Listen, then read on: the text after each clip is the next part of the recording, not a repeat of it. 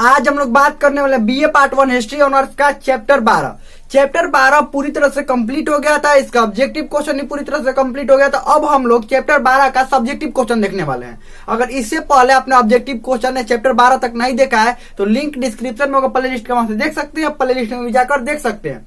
जैसे ही आपको पता है कि स्पेशल बैच के तहत पढ़ रहे हैं, स्पेशल बैच के तहत सबसे पहले क्या करते हैं, चैप्टर कंप्लीट करते हैं। चैप्टर कंप्लीट करने के बाद उसका सारा ऑब्जेक्टिव क्वेश्चन निकालकर हम ऑब्जेक्टिव क्वेश्चन करवाते हैं आप लोगों को, और उसके बाद उसका सब्जेक्टिव क्वेश्चन निकालकर और सब्जेक्टिव क्वेश्चन भी उसमें से करवाते हैं और बताते हैं कि कैसे आगे सब्जेक्टिव क्वेश्चन का आंसर लिखा जाएगा, परीक्षा में अच्छे मार्क्स कैसे ला सकते हैं। और इस सभी के बाद उसी चैप्टर का जो अब इसका सब्जेक्टिव क्वेश्चन करवा देंगे और उसके बाद उस चैप्टर का हम मॉडल सेट देते हैं ताकि आप लोगों का टेस्ट भी हो जाए और ये पता चल पाए कि उस चैप्टर से आपने कितना कुछ सीखा। और मॉडल सेट बिल्कुल फ्री मिलता है और वो टेलीग्राम ग्रुप में मिलता है। अगर आपने अभी तक टेलीग्राम ग्रुप ज्वाइन नहीं किया है तो लिंक डिस्क्रिप्शन में होगा, टेलीग्राम ग्रुप का, वहां से ज्वाइन कर सकते हैं। और ये चैप्टर भी 12 तक आपने नहीं देखा है तो लिंक डिस्क्रिप्शन में होगा, प्ले लिस्ट के वहां से देख सकते हैं, प्ले लिस्ट में जाकर देख सकते हैं। चलिए हम लोग शुरू करते हैं। ये हम लोग गुप्त साम्राज्य के बारे में पढ़ रहे थे और गुप्त साम्राज्य से सबसे ज्यादा ऑब्जेक्टिव और मिनिमम 2 क्वेश्चन जरूर पूछा जाता है। सब्जेक्टिव में कम से कम 2 क्वेश्चन जरूर पूछा जाएगा, समझ लीजिए। यही चैप्टर एक है जिसमें से 2 भी सब्जेक्टिव क्वेश्चन पूछा जा सकता है। एक हड़प्पा सभ्यता में से 2 पूछा जाता है और एक ये चैप्टर में से यानी गुप्त साम्राज्य वाला में से पूछा जाता है। तो हड़प्पा सभ्यता वाला भी चैप्टर जो था, सिंधु घाटी सभ्यता, उसमें भी बहुत अच्छा से क्वेश्चन करवाए थे, सब्जेक्टिव क्वेश्चन भी करवाए थे और ये भी बहुत अच्छा सब्जेक्टिव क्वेश्चन करवाएंगे। तो चलिए हम लोग शुरू करते हैं। सबसे पहला क्वेश्चन है कि समुद्रगुप्त के जीवन एवं उपलब्धियों का विवेचना करें, या ऐसे भी ये क्वेश्चन आ सकता है कि समुद्रगुप्त के जीवन एवं उपलब्धियों का वर्णन करे, विवेचना करे, प्रकाश डाले। ये कोई भी क्वेश्चन रहेगा, आंसर यही होगा समुद्रगुप्त के बारे में। या समुद्रगुप्त के बारे में ऐसे भी क्वेश्चन आ सकते हैं समुद्रगुप्त के उपलब्धियों का वर्णन करें, तो ये क्वेश्चन का आंसर भी यही होगा। तो चलिए हम लोग शुरू करते हैं। इसमें आंसर लिखेंगे कैसे? सबसे पहले इंट्रोडक्शन पार्ट होता है, उसके बाद बॉडी पार्ट, उसके बाद कंक्लूजन लिखा जाता है। तो चलिए ये सबसे पहले आप क्वेश्चन लिख लिए, जो क्वेश्चन हम बोले हैं क्वेश्चन लिख लीजिए अपने कॉपी पर और साथ साथ में इसको नोट्स भी बनाते रहिएगा। लेकिन सबसे पहले समझिए कैसे इसका इंट्रोडक्शन लिखेंगे। समुद्रगुप्त को भारत का नेपोलियन कहा जाता है। यानी जैसे ही ये शब्द लिखेंगे समुद्रगुप्त के बारे में कि समुद्रगुप्त को भारत का नेपोलियन कहा जाता है, वो एक एग्जामिनर देखेगा वैसे ही समझ जाएगा कि बच्चा ने कुछ पढ़ा है, तभी तो ये लिख रहा है डायरेक्ट नेपोलियन की। ये समुद्रगुप्त को भारत का नेपोलियन कहा जाता है। उसने लगभग पूरे भारत को जीत लिया और जीते हुए क्षेत्र पर 3 की नीति लागू किया। अब 3 की नीति को अंडरलाइन कर लीजिएगा, भारत के नेपोलियन को अंडरलाइन कर लीजिएगा और ये ऐसे 2 कॉमा दे दीजिएगा। ठीक है, इतना समझ में आ गया। समुद्रगुप्त को भारत के नेपोलियन कहा जाता है। उसने लगभग पूरे भारत को जीत लिया और जीते हुए क्षेत्र पर 3 की नीति लागू किया था। 3 की नीति बहुत अच्छे से आप लोगों को विस्तार से पढ़ाया और समझाया भी है। और उसके बाद अब समुद्रगुप्त लिखकर और अंडरलाइन डैश करेंगे, अंडरलाइन करेंगे ऐसे। और देखिए हमने अलग अलग मार्कर से लिखा है, ये जरूरी नहीं है कि आप भी अलग अलग पेन का यानी कि कलम का प्रयोग करें कॉपी पर। एक भी कलम से आप लिख सकते हो, कोई दिक्कत नहीं है। समुद्रगुप्त का जीवन। समुद्रगुप्त साम्राज्यवादी महान गुप्त सम्राटों में एक महान सम्राट सिद्ध हुआ। यानी समुद्रगुप्त साम्राज्यवादी मतलब साम्राज्य बढ़ाने वाला, साम्राज्यवादी महान गुप्त सम्राटों में, महान जो गुप्त सम्राट थे उसमें एक महान सम्राट सिद्ध हुआ। उसमें भी एक महान सम्राट सिद्ध, जैसे गुप्त वंश के अधिकतर जो सम्राट थे वो महान सम्राट थे। जैसे चाहे बात करें चंद्रगुप्त द्वितीय की बात करें, स्कंदगुप्त की बात करें, कुमारगुप्त की बात करें, ये कुमारगुप्त बोल रहे हैं, स्कंदगुप्त की बात करें, हाँ कुमारगुप्त भी ठीक ठाक महान था, कोई दिक्कत नहीं था। तो ये जितने भी अधिकतर उसमें से रामगुप्त के अलावा लगभग सब जो थे, रामगुप्त, श्रीगुप्त जो तो शुरू में था, श्रीगुप्त, घटोत्कच, ये 3 को हटा दें तो बाकी सब जो ये शासक हुए वो सब महान शासक ही थे। और अंतिम वाला की बात नहीं कर रहे हम, स्कंदगुप्त से बाद वाले शासकों की बात नहीं कर रहे, वो सब तो कमजोर हो गए, उन लोगों की बात नहीं कर रहे हैं। तो ये सब महान शासकों में एक महान सम्राट सिद्ध हुआ। इसने मगध की पुरानी गरिमा स्थापित करने का प्रयास किया। यह 350 ईस्वी में राजगद्दी पर बैठा। इसने मगध की पुनः गरिमा स्थापित करने का प्रयास किया, क्योंकि इससे पहले जो बहुत दिन पहले इससे बहुत दिन पहले, लगभग 300 वर्ष पहले, एक वंश था जिसका नाम था मौर्य साम्राज्य। उसका जो राजा था चंद्रगुप्त मौर्य, उसने लगभग पूरे भारत पर विजय किया था। अंतिम में छोटा सा एक नीचे वाला क्षेत्र जो था, भारत का भी मैप बना लीजिएगा। भारत में इधर वाला क्षेत्र पर न विजय करके सिर्फ ई वाला क्षेत्र पर चंद्रगुप्त मौर्य ने पूरा क्षेत्र पर क्या कर लिया था, अपना शासन स्थापित कर लिया था। तो बात करते हैं, हाँ, और इससे पहले वाला जो वंश था वो कौन था? इससे पहले वाला बहुत सारे तो वंश थे, पुष्यमित्र, ये पुष्यभूति, पुष्यमित्र शुंग का जो शुंग वंश था, और बहुत सारे, ये तो सतवाहन आए, कुषाण आए, कुषाणों के तो सामंत थे ये लोग, सतवाहन, कुषाण, ये शक, बहुत सारे वंश आए बीच में। लेकिन पहलव, ये कौरव वंश, ये, लेकिन इन शासकों में उतना दम नहीं था कि पूरे भारत को ये जीत सके। यही एक शासक था गुप्त वंश में भी, यही एक शासक था जो, और एक चंद्रगुप्त द्वितीय था जो पूरे भारत पर कब्जा करके रखा था।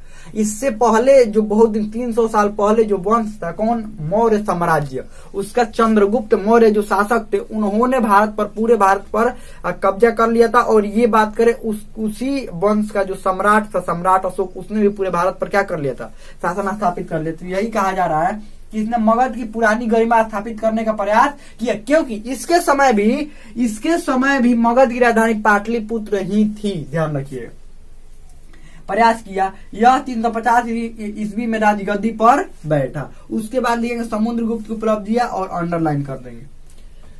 समुद्रगुप्त की यहां सब लिखना शुरू करेंगे, समुद्रगुप्त की कई उपलब्धियां थी,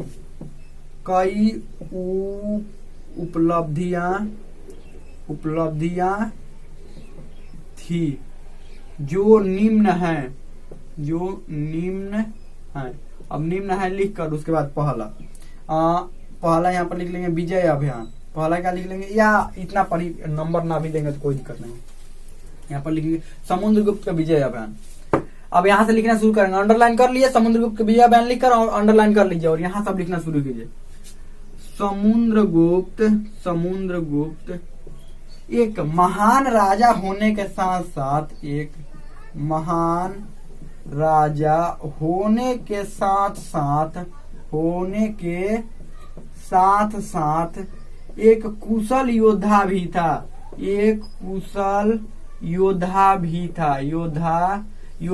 था, और उसने, ये सब जो बोल रहे हैं वो लिखते जाइए, और उसने राजगद्दी पर बैठते ही ये निश्चय किया कि वो पूरे भारत पर अपना शासन स्थापित करेगा, बस इतना लिख लिया। उसके बाद लिखिए सबसे पहला उत्तर भारत विजय, लिखकर अंडरलाइन कीजिए। समुद्रगुप्त ने सबसे पहले विजय की योजना उत्तर भारत पर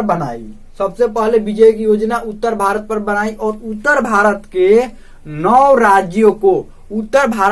राज्यों को जीतकर अपने साम्राज्य में मिला लिया। उत्तर भारत के 9 राज्यों को इसमें लिखेंगे, उत्तर भारत के 9 राज्यों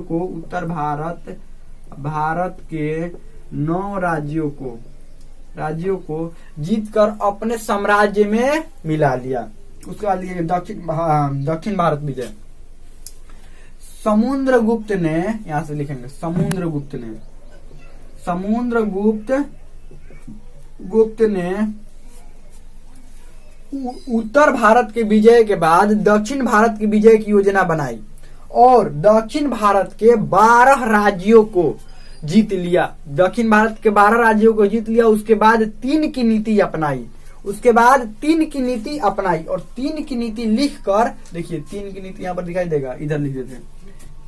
3 की नीति लिखकर और ऐसे बना दीजिए, यानी कि डायग्राम ऐसे बनाइए, 1 नंबर में लिखिए। पहला में क्या था, अधिग्रहण, यानी कि पहला में क्या था, अधिग्रहण, दूसरा मोक्ष और तीसरा अनुग्रह।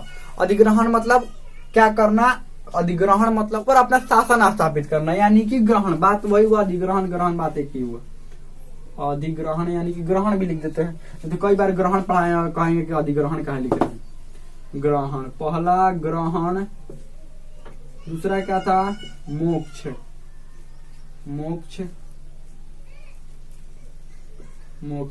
तीसरा अनुग्रह, अनुग्रह पूरा इसका हिंदी समझाया ना, यानी कि पहले दुश्मन पर आक्रमण करना, उसके बाद उसको मुक्त कर देना और उसके बाद उसका राज्य वापस लौटा देना। तो यहाँ पर क्या लिखेंगे, उसने 3 की नीति अपनाई और 3 की नीति यहाँ पर लिख देंगे। ठीक है, ठीक इसके नीचे बनाएंगे यही वाला 3 की नीति। बनाने के बाद फिर यहाँ से लिखना अभी शुरू करेंगे। और 3 की नीति अपनाने के दौरान वो करता ये था कि जीते हुए राजाओं को उनका राज्य वापस लौटा देता था, उसके बदले उनसे सैनिक मदद और टैक्स वसूलता था। सैनिक मदद और टैक्स यानी कि कर वसूलता था। बस इतना लिख दिए, काम खत्म। और भारत का मैप बना लीजिएगा और यहाँ पर पाटलिपुत्र दिखा दीजिएगा। पाटलिपुत्र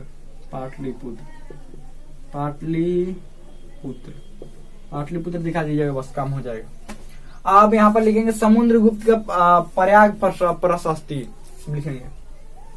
समुद्रगुप्त ने भारत के अधिकांश क्षेत्रों को जीतने के बाद अपने दरबारी कवि हरिसेन द्वारा, क्या लिखेंगे इसमें, अपने दरबारी कवि हरिसेन द्वारा इलाहाबाद में इलाहाबाद जो कि अब प्रयाग हो गया, तो क्या लिखेंगे, प्रयाग लिखेंगे। इलाहाबाद का नाम क्या बन गया, प्रयाग। तो प्रयाग में एक प्रयाग प्रशस्ति लिखवाया, यानी कि एक अभिलेख लिखवाया जिसमें अपने विजेता